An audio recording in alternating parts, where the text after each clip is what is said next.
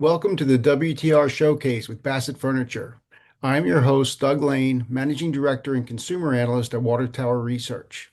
In today's showcase, I'm being joined by Rob Spillman, Chairman and CEO of Bassett Furniture Industries, NASDAQ ticker symbol BSET. Bassett Furniture, approaching its 125th anniversary, is leveraging US-based custom manufacturing, product innovation, and strategic retail expansion to grow market share in a challenging housing environment. In this podcast, Chairman and CEO Rob Spillman discusses new high point market introductions, Bassett's opening price point strategy, the growing Lane Venture outdoor business, and the company's new Cincinnati store. But before we dive in, a quick note. Bassett Furniture includes safe harbor statements in its quarterly earnings releases that are available on the company news tab in their investor relations website. And as a reminder, this showcase cannot be reproduced or transcribed without written permission from Water Tower Research. So good morning, Rob, and thank you for joining us for today's showcase. Thank you, Doug. Good to be here with you. One of Bassett's advantages is that roughly 80% of the furniture is manufactured or finished in the USA, so you offer complete supply chain certainty. Let's talk about that process. Well, let's face it, we started off as manufacturers in 1902, and we are still manufacturing. So there's been a lot of trials and tribulations, let's say, over the last 30 years, 35 years, with all the imports pouring in. But we have always remained committed to manufacturing. We've had to adjust. We have a different product mix than we did years ago. We used to be more wood oriented. Now we're more upholstery oriented, but we still do both wood and upholstery. And we repositioned our business to quick response, customization, use of we upgraded the materials and really our place in the marketplace, and it's worked. And so manufacturing and supplying goods to the marketplace made in America is our hallmark. Well, for sure, you're known for your quality and you do represent the higher end of the industry. At the High Point Market, which just wrapped up a little while ago, you introduced some opening price point offerings. This rounds out your good, better, best strategy. So, what's behind the good, better, best strategy that you talked about at High Point? Well, certainly we want to exude value with our products. We have a great propensity to be able to manufacture a lot of units. So we talk about good, better, best. Internally we use the BMW nomenclature of 357, and so we wanted to focus on the 3 Series this time in our introductions.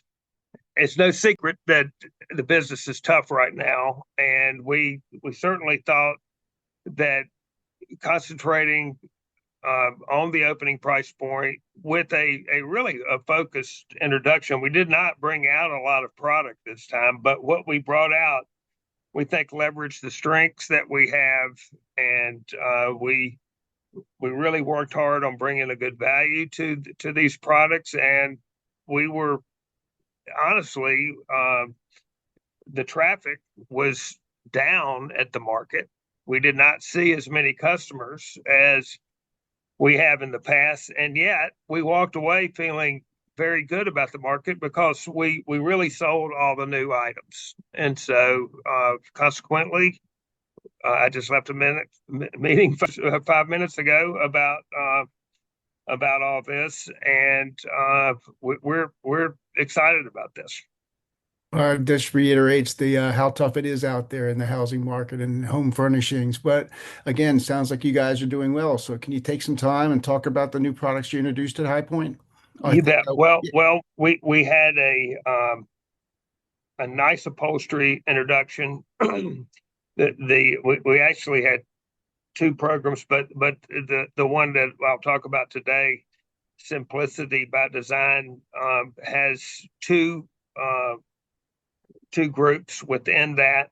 And, comfort obviously is a big story in upholstered furniture. We have a great engineering staff. We spend a lot of time on seating comfort and on the materials that we use, primarily the foam. And we heavily padded this group to really give it a nice ride, as we call it. We offered two arms, one the round arm on the Ellington and the track arm on the Lawson. And we took kind of the greatest hits of some of our custom offerings. We did 4 different sofa sizes. We did two seating depths. We think some of the younger people like the deeper depth, and then the more standard shallow depth. We tend to sell an older consumer that product. We worked hard with the fabric mill and brought out 2 fabrics and multiple colorways, and we showed this as one collection, and it just hit the mark. The people love the look of the product. They like the fabric. They like the comfort. They like the simplicity of what we were offering. And we're actually 2 weeks after we leave the market, putting this product into production in the next few days. So really, listen, we've been doing this a long time, and we know when something worked. And this program really worked for us. I see we're talking about the Lawson upholstery. Right. Any other lines that you talked about there? I think Willow was one of them. Well, that was, as I said earlier, we do more upholstery. We're about 70% upholstery today, but we also, our heritage is wood.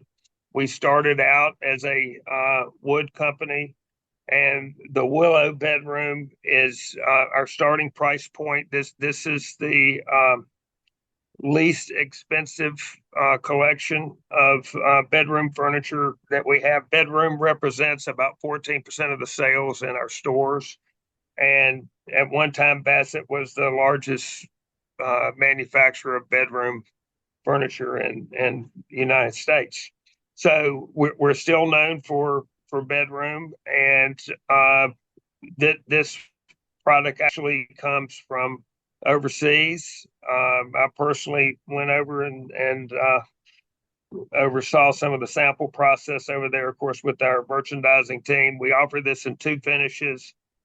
This is ash, hardwood, and veneers, and it just looked beautiful, and the finishes were great. We did a specific piece of hardware for the collection that we developed, and we hit the mark. I mean, we just really sold it. Our sales reps were excited. They were really wanting us to bring a sharply priced group. And again, we worked with our vendor over there to ensure that we could bring all the value that we did, and it hit the mark. So we've ordered this product. We actually felt good enough about it to order it before we ever took it to the market to show it. And so this will be arriving in July, and we'll have this in stores for Labor Day, and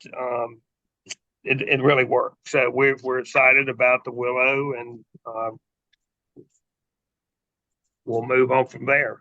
Yeah, no, it looks really nice. And we open up with the 80% domestic, but you do have overseas sourcing as well. And so maybe you could talk a little bit about how you combine the US manufactured products with imported products from countries like Vietnam or what have you. Sure. Well, listen, very little what we call case goods. Historically, the industry is called case goods, bedroom and dining room furniture. Very little of that comes from the U.S. anymore. We have a factory dedicated to that. We're proud of that. We do it right here locally in Southern Virginia, and that's all solid wood. We do white oak, and we do maple. But overseas is largely veneered furniture.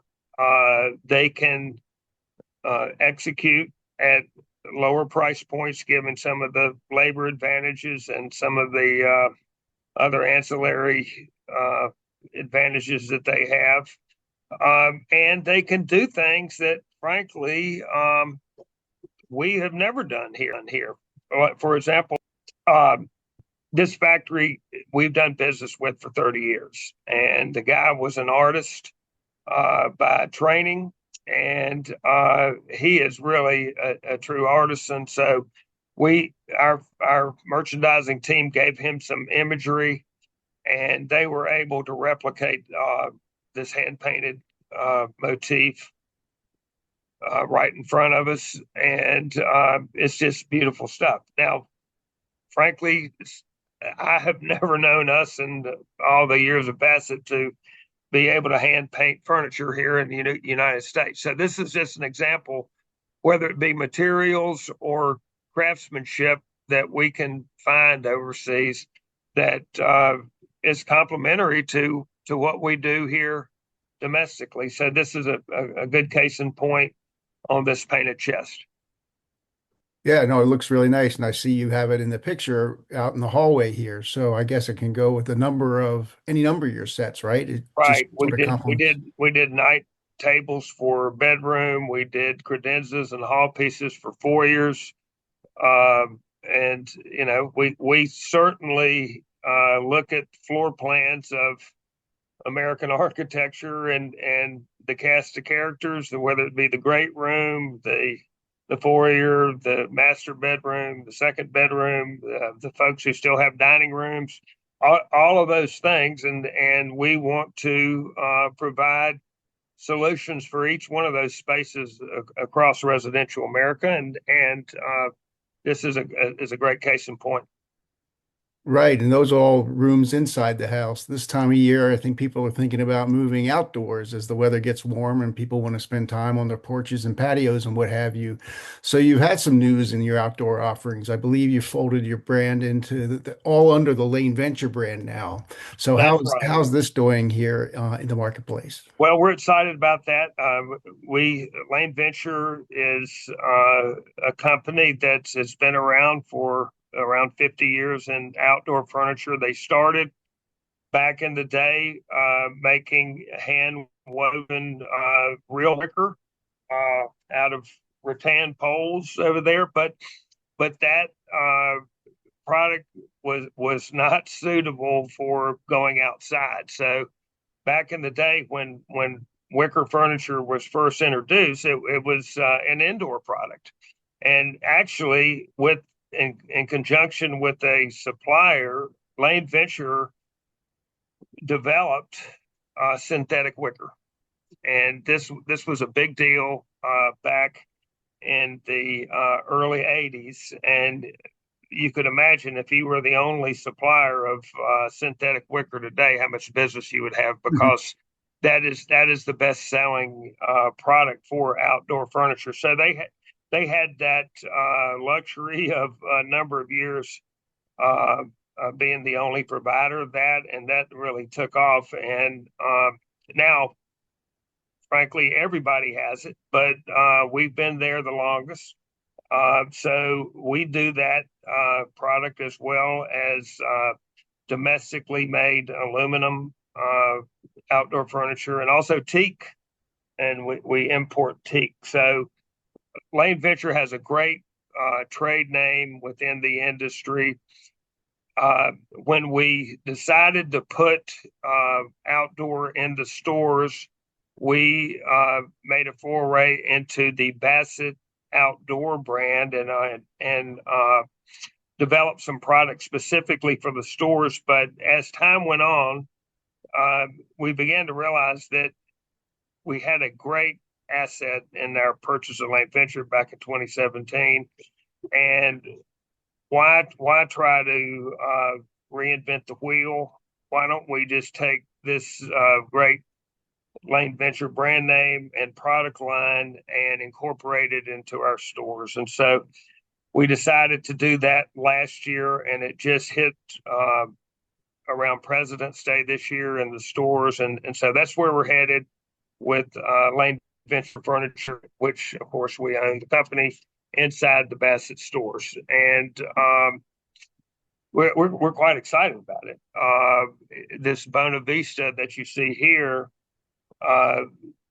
in addition to buying the Lane Venture brand in 2017, in 2019, we bought a small uh, metal manufacturing facility in Haleyville, Alabama, Northwest Alabama. It had a beautiful powder coat line to finish aluminum outdoor furniture, and we have really come up with some cool designs. We have a wonderful association with a designer named Celery Kimball, who is uh, big with the design crowd and the Florida crowd and the New York folks and all of this. And she's really put forth some great design, and we can offer myriad colors to this metal furniture. So we have 15, 16 different painted finishes, and it's really exciting to see what we've been able to bring to the marketplace, and we're looking forward to more of it. No, it's amazing what people do with their outdoor spaces these days. They're very clever and coming up with so many different ideas. Um, Dining, cooking, everything, not just four chairs and a table anymore, is it? One more thing that was on the news lately was a new corporate store opened up in Cincinnati. I believe Cincinnati is a new market, or you haven't been there for a long time. So, what can you tell us about opening your store in Cincinnati? Well, a couple things, Doug. One, we actually were there at one time, and we had a nice store not far from where this is in the northeast part of Cincinnati. But we lost our lease to another retailer who was our landlord, a big box guy, and they wanted to try a new concept, and so we lost our lease. Hmm. So we have been looking to return to Cincinnati because it was a good market for us. But we really study these markets hard. Uh, Making a mistake in real estate, you live with it for a long time, and it's hard to recover from. So we did a lot of due diligence for 2 or 3 years in Cincinnati, but we found this. Uh, Actually, this was four different shop spaces in a really vibrant center there, and the landlord was willing to basically move those four little spaces out and knock down the dividing walls and put Bassett in at a little over 12,000 feet. And so that's what we've done, almost 13,000 feet, actually. And I am really excited. I went on the initial couple forays on the site selection tour, but I'm going Wednesday morning up there. We opened, excuse me, on Friday. We had good traffic in the store over the weekend.